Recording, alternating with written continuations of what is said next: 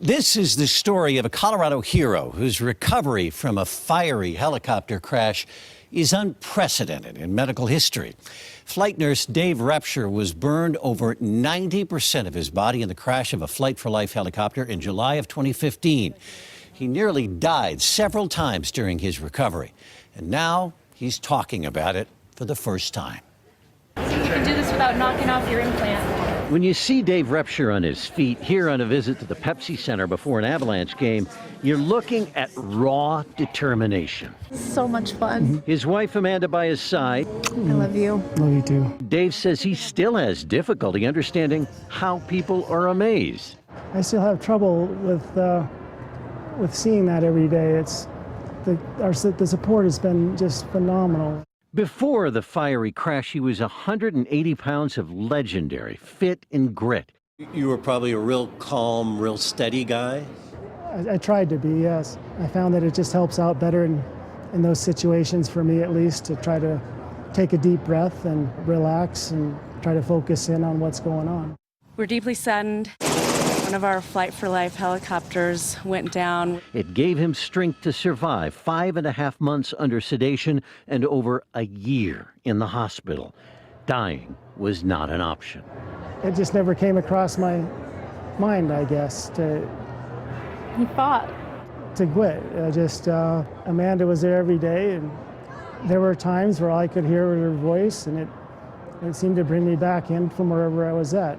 He beat back challenge after challenge. Uncontrolled bleeding could not kill him. I told him to fight. I told him I wasn't ready to let him go. And he did. He fought. I remember asking the burn surgeon when Dave first came in after a while, and I said, well, when do I get to stop worrying about Dave dying? And he said, you don't, Amanda, not until he walks out of this hospital. When he awoke, Dave had no idea what happened over all those months. A shutter frame opened, and it just went from black to, it just like across my eyes, it just went light, and I was awake.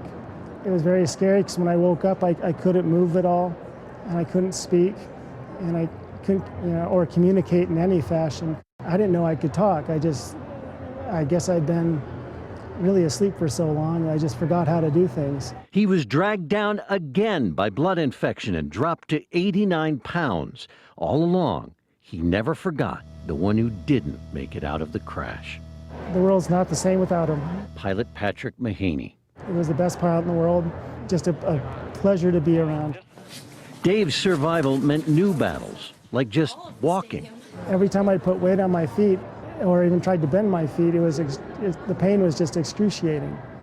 Well, and I had to learn how to swallow again. And that took 4 months, 5 months. yeah. Some of the dressing changes and the washroom that I had to go into every day for cleaning, and Yeah. there were some excruciating times. One of my therapists said something to me once, and she said, you have to be strong to survive.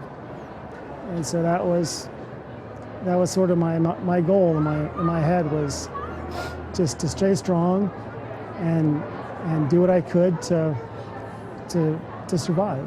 I think I could have at times easily have just given up and laid back in bed and not gotten up again. I didn't want that. Heavy antibiotics nearly ruined his hearing and destroyed his kidneys. He's now seeking a kidney donation. He needs operations on his burned hands. I feel like I'm in a skinny suit all the time. It's hard to expand my chest and my abdomen, and hard to bend over. I just feel like I never have enough skin. Couple more. But he has his life because nobody is tougher than Dave Repsher. With the support and continued support, we're going to make it through it, get back out there and have a good life. But it is difficult every single day. Dave needs constant dialysis 5 nights a week because of his failed kidneys. He is waiting for a donation. If you're interested in becoming a donor, there's some information in the story on our website at cbsdenver.com.